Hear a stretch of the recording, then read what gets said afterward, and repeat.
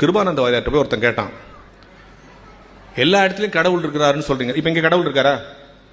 இருக்கார்ல? இருப்பாரா? சரி. கரூர் பஸ் ஸ்டாண்டு கிட்ட கடவுள் இருப்பாரா? இருப்பார். ரயில்வே ஸ்டேஷன் கிட்ட கடவுள் இருக்காரா? உங்கள் வீட்டில் கடவுள் இருக்காரா? எங்கள் வீட்டில் கடவுள் இருக்காரா? அப்புறம் ஏன் எல்லாரும் கோயிலுக்கு போகிறோம்? அடடா, இது தெரியாமல் ரொம்ப காலமாக கோயிலுக்கு போயிருக்கிறோமே அப்படின்னு யோசி. எல்லா இடத்துலையும் கடவுள் இருக்கான்னு சொல்லுங்களேன். இந்த கேள்வி ஒருத்தர் கிருபானந்த வாரியார்ட்ட கேட்டான். அவர் ரொம்ப சிம்பிளாக ஒரு பதில் சொன்னார். அவனை பார்த்து, ஏய் மாடு பார்த்துக்கிறியான்னாரு. அவன் என்னடா நம்ம கேட்ட கேள்விக்கு இவர் கேட்குற கேள்விக்கு வித்தியாசம். மாடு பார்த்துக்கிறியான்னு. பார்த்துக்கிறேன். மாடு உனக்கு என்ன தருது? பால் தருது. பால் எங்கேருந்து வருது? மாடுனுடைய ரத்தம் தான் நமக்கு பாலாக வருது. ரத்தம் எங்கே இருக்குது? மாடுக்கு உடம்பு முழுக்க ரத்தம் இருக்குது. உடம்பு முழுக்க ரத்தம் இருக்குன்னு சொல்லிட்டு வாழை பிடிச்சி இழுத்தா பால் வருமா?